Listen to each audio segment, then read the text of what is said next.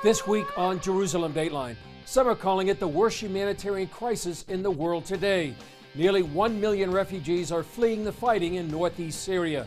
Plus, a ministry and a family who run to the battle and share the love of Jesus. And the B'nai Anusim, the prophetic story of millions who are rediscovering their Jewish past and praying at the Western Wall for China and deliverance from the coronavirus. All this and more this week on Jerusalem Dateline.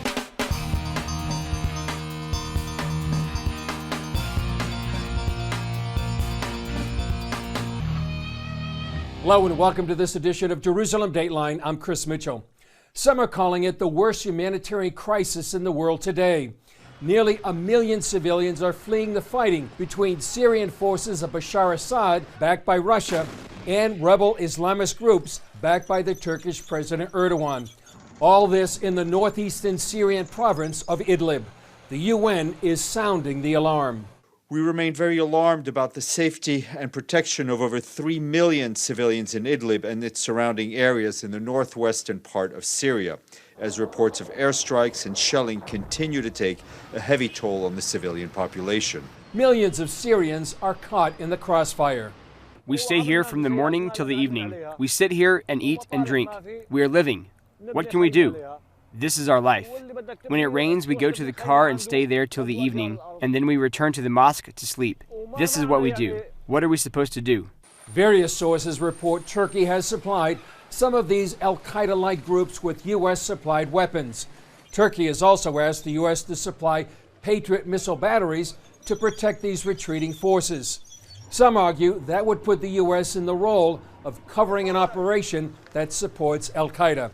One Middle East analyst, Walid Faris, suggests that Idlib and neighboring Afrin province go under UN control instead of al-Qaeda in Turkey, and therefore provide a better solution for the people in Idlib. Well, for years, Syria and northern Iraq have been the epicenters for some of the worst fighting and humanitarian disasters in recent history. Here's the story of one family and ministry that has gone into some of the most desperate situations and brought the love of Jesus. Gary Lane has that story. Our next guest runs directly into the center of danger. He's a missionary, former U.S. Army Ranger David Eubank. 20 years ago, he founded a mission organization called the Free Burma Rangers. The group has helped ethnic people under siege by the Burmese military, providing relief and medical treatment, all in the name of Christ. More recently, FBR worked in Iraq during the battle to liberate Mosul from ISIS jihadists. You may remember CBN News showing you Eubank dodging gunfire, carrying a little Iraqi girl to safety. Well, now FBR is working in Syria, helping people under siege there. A new documentary film about the Free Burma Rangers is out any day now. And here to tell us more from Syria is David Eubank. Dave, good to see you. For those who aren't familiar with the Free Burma Rangers, how did you get started 20 years ago and why? I was in the military and I got out and had just started Fuller Seminary, had just met my wife-to-be who refused to date me. And in the middle of all that, a tribe from Burma called the Wa tribe contacted my parents, who were missionaries in Thailand next door, and said, please send someone to help us. And when they came to my parents' house from Burma, which is, Burma's 70 years of civil war right now, and came and said, they saw a picture of me with a green beret because after I was in Rangers, I was in Special Forces. And they said, that man's a warrior. We need Jesus, and we are a warrior people. Send him. So we started the Free Burma Rangers by name in 1997, about 22 years ago, but it's actually been going since about 26 years, since 1993. And then the last 5 years, we've been involved also in Iraq, Kurdistan, and Syria. And David, it's not just providing medical treatment to the wounded and injured and material relief. Tell us about the importance of sharing your faith with those you help. Well, the most important thing I want to be and do is an ambassador for Jesus. And I share with everyone I can meet, like just today, with people who fled Idlib in Syria. Ask Jesus to help you. He's real. He's supernaturally real. He'll help you. Call on his name. And we gave them Arabic Bibles, and I prayed with them. I think my faith is weak, so I don't want to share faith because it is weak. But I can share my conviction and my encouragement to say, ask Jesus to help you. He's going to do it. And he's made the possible impossible. In my own life, I'm not a very creative person, but following him, he's helped me do new things. David, the movie is out in select theaters as a Fathom event February 24th and 25th. Tell us about the film. Why was it done? What will people see? Well, at about our 20-year point of the Free Burma Rangers, and by then we had teams in Burma, and we hadn't gone to Sudan yet or Iraq yet. We've been in Burma. I just had this growing feeling. I wanted to thank God. I wanted to thank people who helped us and show them what would have been happening. It just welled up inside me. It reminded me of the 10 blind people that were healed by Jesus, and one came back and said, thank you. It just came up. I thought, this is the time to share the story. And I remembered I was talking to a filmmaker friend of mine, Chris St. Clair, in Burma, in the jungle. He was there doing another project with us. And I said, I'm going to make a film. It'll be horrible if I make it, but I will have done my part. And Chris St. Clair, who made this current movie, said, I'll do it. Pro bono. Free. Okay. And we prayed. And we wanted to tell the story, what has God done through us and in spite of us? Who are the beautiful people all over the world, from every culture and tribe and race and religion that God made? They're awesome. Get to know them. We want to show the miracles God has done, again, through weak, imperfect, simple people like us and our friends. And there's no other kind that I know of. There's a lot better people than us, but even the best people are not perfect. But God uses us anyway. You don't have to give up. And I want people to see the Karen people of Burma, the other people of Burma, as we see them. It's lovely, wonderful people deserving to be free. We should stand with them. I want them to see Iraqis, as I learned, are wonderful people. They're not our enemies. And to see how God brings us together. My mom says, and she's been a missionary most of her life. She's 87, been in the field 60 years. My dad's 90. He's still in the field. I think you know them, Alan and Joan Eubank. My mom said, Dave, God has friends all over the world, and he likes them to meet each other. So I hope this movie does that as well. There's new questions over the U.S. military strike that killed Iranian General Qasem Soleimani. A recent White House memo to Congress does not cite an imminent threat. That's leading Democrats to question the legitimacy of the attack. But one security expert tells CBN's Eric Phillips that there were strong indications of Iran's next move. We sat down with Michael Pregent, a well-connected Middle East intelligence expert who's also fought in that region. He provided insight on so-called chatter regarding the situation and how it harkened back to the 1979 hostage situation. He was worse than Osama bin Laden. He was worse than Baghdadi. He was worse than Zarqawi.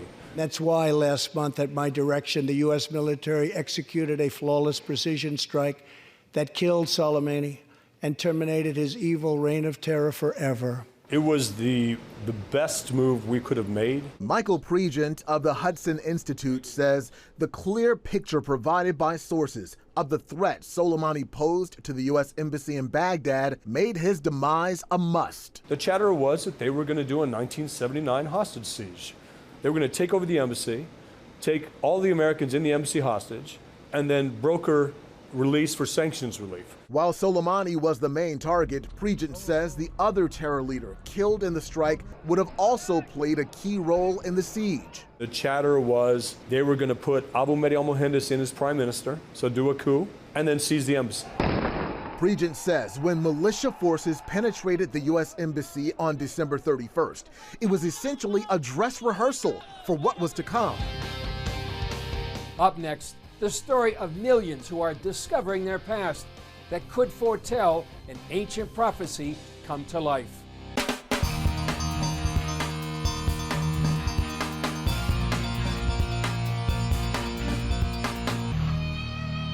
The Spanish Inquisition is an ugly chapter in the history of the Church. It lasted more than 300 years, spanned continents, and became one of the most extreme examples of anti-Semitism ever seen. But why is the Spanish Inquisition still important today? CBN Middle East correspondent Julie Stahl traveled to Portugal to find out. They're called B'nai Anusim, or sons of the forced ones.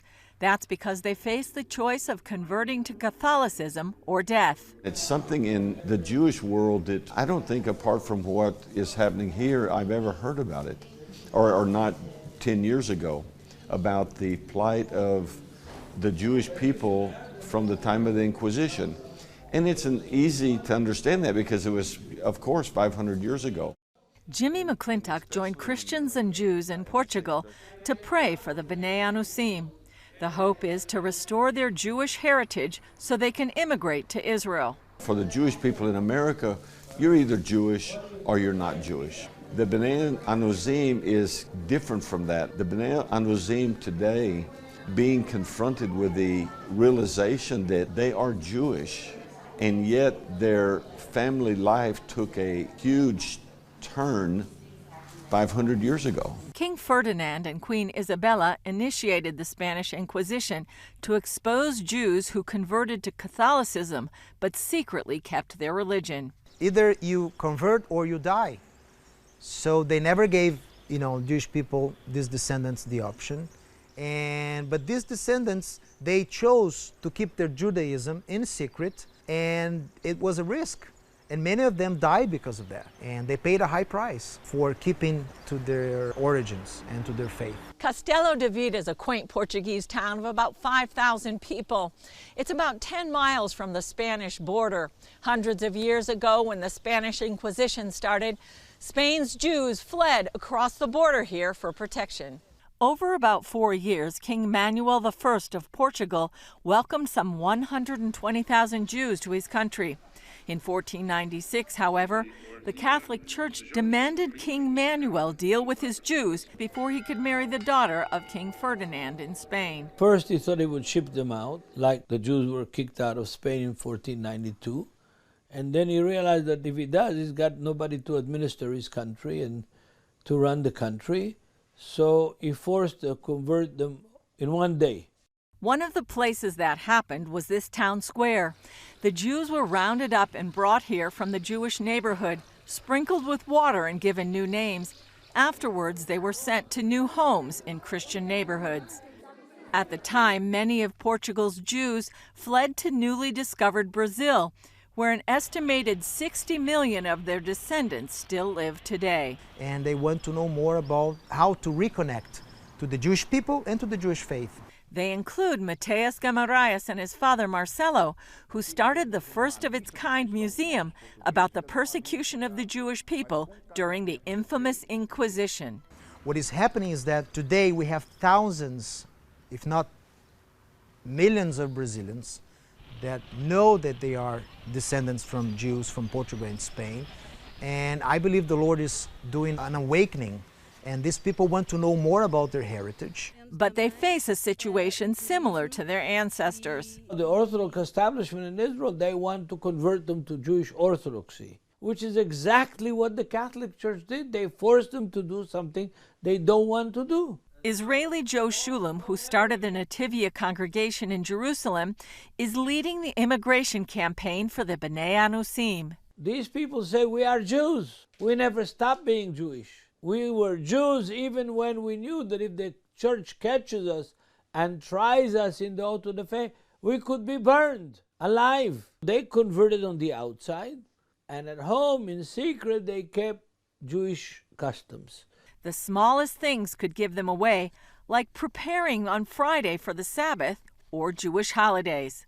According to Shulam, the challenge is convincing Israel to change its law of return. It currently states a Jew who converts to another religion is automatically disqualified from immigrating to Israel. They have kept their Jewish customs for 500 years on their own free will, at the pain of death and torture. So why now force them to convert? Shulam and others believe this return to Israel would fulfill biblical prophecy. God says through Obadiah the prophet that the Jews from Sepharad, I'm a Sephardic Jew, the Jews from Sepharad will come back to the land with God's blessing and settle the Negev. Israel has been trying to settle the Negev for 70 years. It's still empty. The Negev is waiting for these Jews. Isaac Herzog, chairman of the Jewish Agency, tells CBN News discussions are underway on how to handle immigration of the B'nai Anusim. This is a major issue because it also has to do with legal issues, historical issues, but yes, I'm very much looking forward to an enhanced policy together with the government in Israel on this. The vision is big. Shulam says they hope to eventually bring 2 million of these Jews back to Israel. Julie Stahl, CBN News, Castelo de Vide, Portugal. Up next, they're called one of the lost tribes of Israel, and now they're finding their way in modern Israel, including higher education.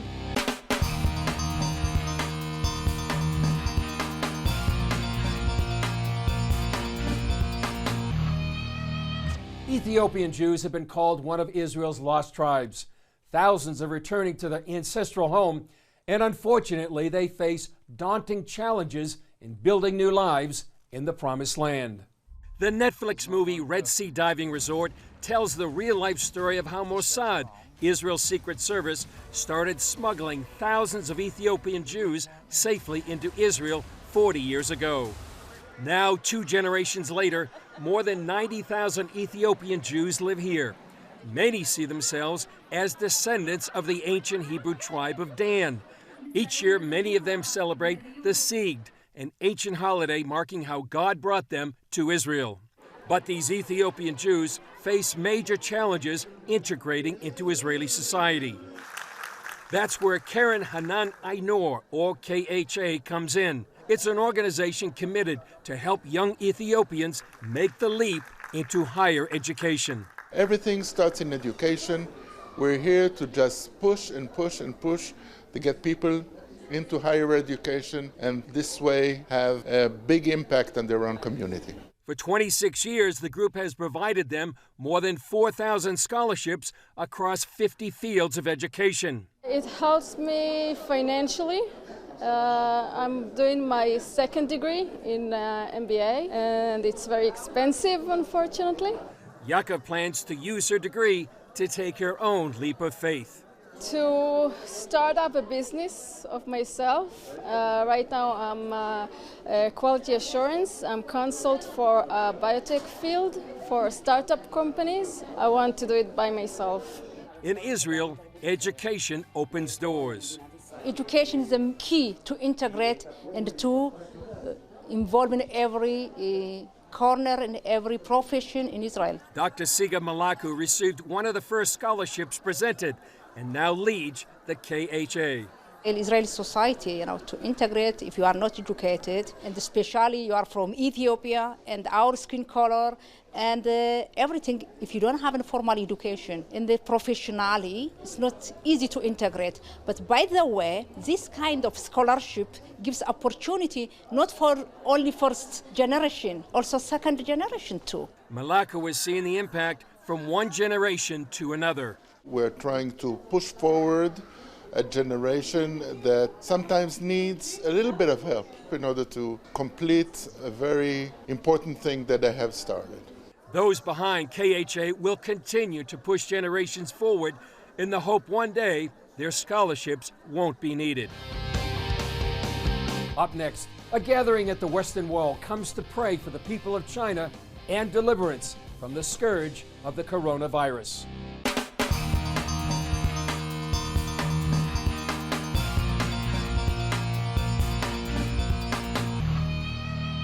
China is the epicenter of the coronavirus that has killed more than 2,000, infected tens of thousands, and spread fear around the world.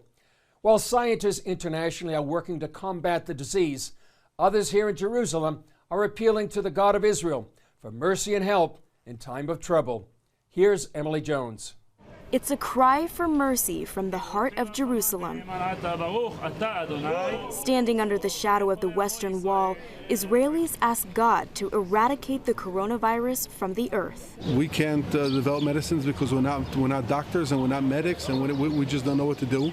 But what we do know how to do well is pray. The prayer meeting comes as some fear the world is on the verge of a global pandemic. So far, more than 71,000 people have been infected worldwide. China, where the disease began, is hit the hardest with more than 2,000 people dead and the death toll climbing every day. We're praying for the people in China. We're praying for all people around the world in order to keep them safe, in order to keep them secure, in order to enable the doctors to find a cure very fast for this terrible coronavirus. The faithful uttered prayers in Hebrew and Mandarin asking God to intervene. Several Chinese tourists joined them. I really appreciate that a lot of Jewish people can come here for the purpose of to pray for China and pray that the difficult time will pass very soon. Israel hopes these prayers from Jerusalem will be felt around the world. It's pouring, it's raining, and we're standing here all united together, and the Jewish people are just standing here heart in heart with the Chinese people. Emily Jones, CBN News.